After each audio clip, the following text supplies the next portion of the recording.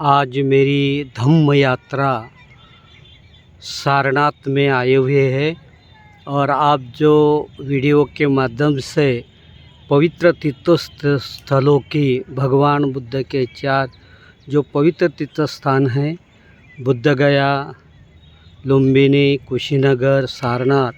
तो ये सारनाथ का धम्मिक स्तूप है। यहाँ पर उस ठिकान में बैठकर तथागत ने महान धम्म उपदेश किया।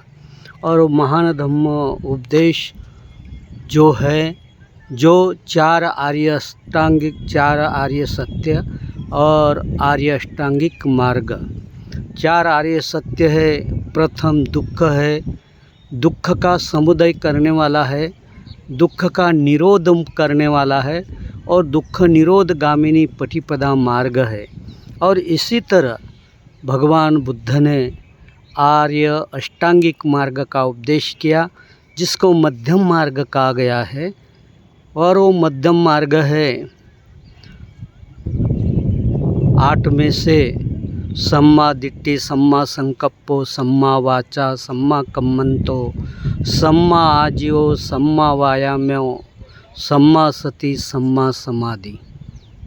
इसी तरह 4 आर्य सत्य और आर्य अष्टांगिक मार्ग का तथागत ने उपदेश किया है और प्रथम इस संसार को बताया है कि ये 4 सत्य और उसमें से मध्यम मार्ग आर्य अष्टांगिक मार्ग, ये श्रेष्ठ धम्म का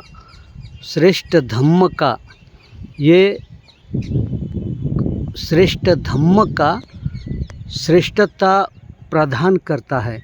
और जो आजू बाजू में जो आप देख रहे हैं, ये पुराने अवशेष है और यहाँ पर बहुत सारे भिक्षुणियाँ जो रथ थे, और उन लोगों का यहाँ पर वास्तव्य होता था। और भगवान बुद्ध की जब देशना होती थी तो ये देशना यहाँ पर आज वर्तमान काल में बहुत सुंदरता से इस भूमि को बनाया गया है, क्योंकि तथागत का जो मार्ग है, जाति भी दुखा, जरा भी दुखा, व्याधि भी दुखो, मरणम पि दुखं, संपयोगो दुखो, पियहि विपयोगो दुखो, यम पिच न लभन्ति तम पि दुखं, संकितेन पंचुपदान खंदा पि दुखा। ये कितना सुंदर उपदेश था।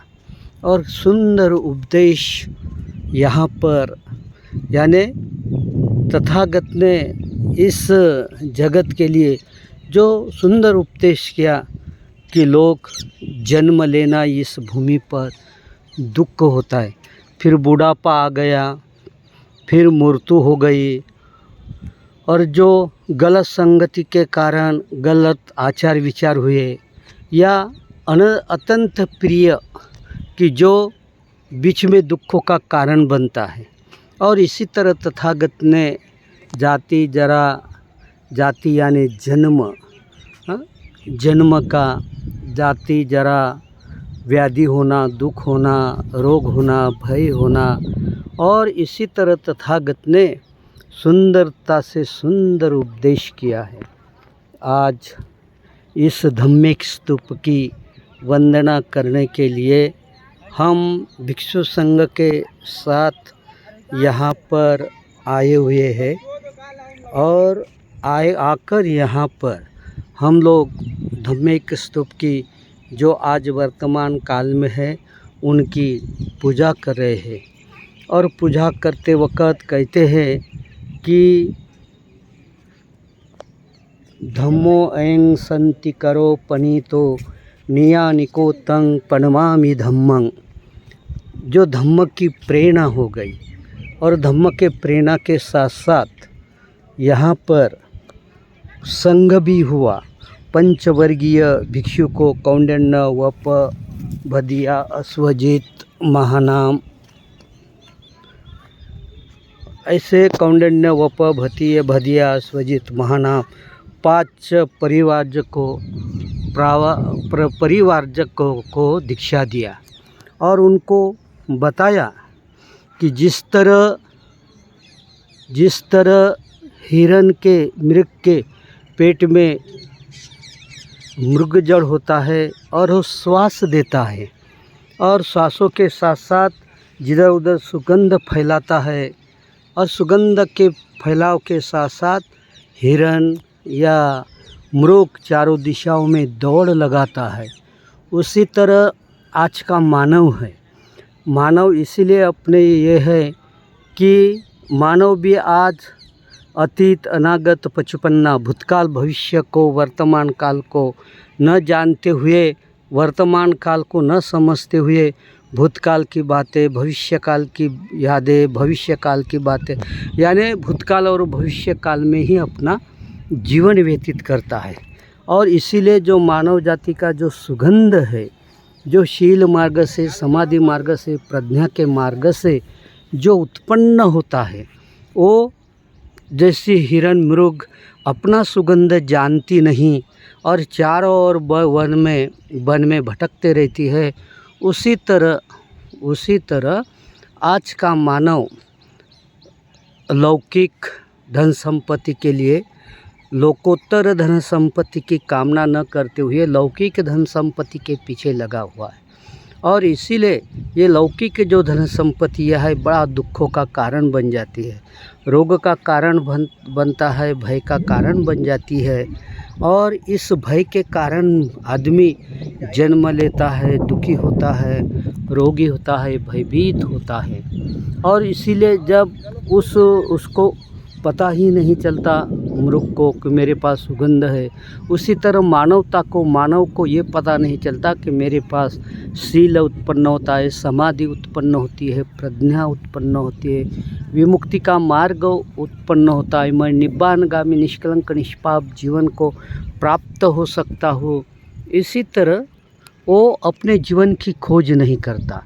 और जी ने खोजे ती न पाया, गहरी पानी पैठ, मैं बावरी ढूंढन चली रही किनारी बैठ, यानी किनारे पर ही दुखों के, रोगों के, भयभीत जीवन के किनारों के ऊपर पड़ा रहता है, क्योंकि वो गहराई में सद्धम्म जानने का काम नहीं करता, सद्धम्म समझता नहीं। और इसीलिए वो पूरा का पूरा जीवन अपने किनारे पर रहता है।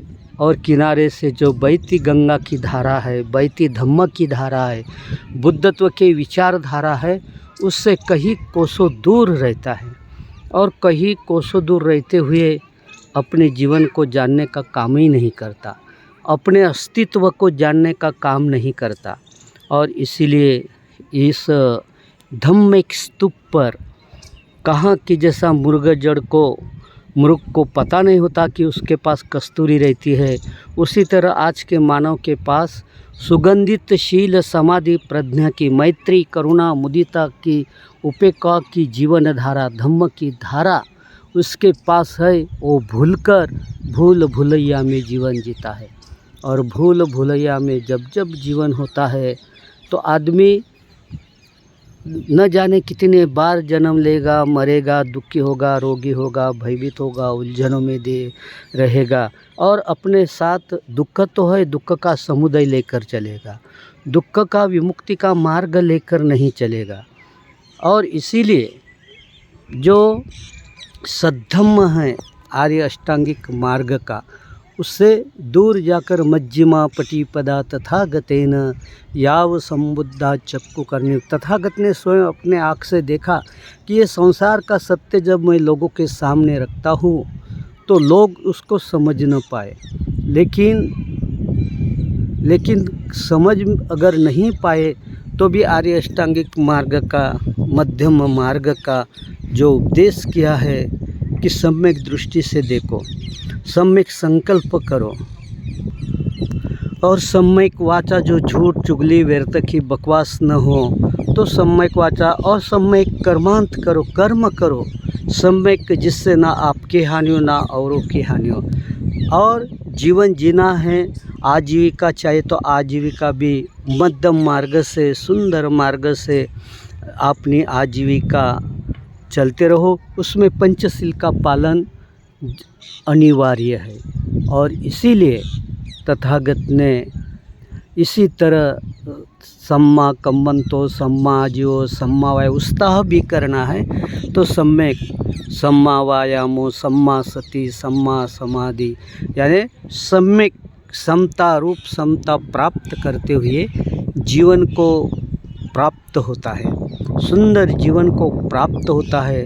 तथागत ने ये सुंदर उपदेश धम्मचक्कपवतन सूत्र में कहा है और धम्मचक्कपवतन सूत्र में तथागत ने निरोध समापत्ति की भावना करते हो, यानी निरोध उसको नष्ट करने का, उनको ढीला करने का। जैसा सांप को अगर पकड़ लिया जाए मुंडी के तरफ से तो काट लेगा, तो उसको मध्य में पकड़कर उसको एक घुमाकर और उसको उसकी जान निकाल देता है, उसको थोड़ा ढीला कर देता है। उसी तरह जीवन को मध्य मार्ग पे ले जाकर अपने जीवन को सुख शांति से भर देता है। तो आज इस धम्मिक स्तूप की वंदना करते हुए वंदामि चैत्यं सब्बं सब्बठानेषु प्रतिष्ठितं शारीरिक धातु महाबोधि बुद्ध रूपं सकलं सदा। इस बुद्ध रूपों की, बुद्ध के धम्मिक स्तूप की मैं वंदना करता हूँ और वंदना करते हुए संसार के सभी उपासक उपासिका, सभी महानुभाव, सभी भिक्षु भिक्षुनियों को आशीष मिले, सभी धम्म पथ के मार्ग पर चले, सभी विमुक्तमय जीवन को प्राप्त हो, सभी की इच्छा आकांक्षाएं सफल हो, यही मंगल मैत्री करते हुए भदंत संघानंद महास्तवीर जो इस धम्म यात्रा में मेरे पास मेरे साथी है यहाँ पर, वो सभी के प्रति मंगल मैत्री। और आज आपकी धम्म सेवा में मैं भदंत संघानंद महास्तवीर, ये मेरी धम्म यात्रा बुद्ध गया से शुरू होकर पटना होते हुए, बुद्ध के अस्थि के दर्शन करते हुए वैशाली, केसरिया स्तूप, लुम्बिनी, श्रावस्ती, कुशीनगर और आज सारनाथ।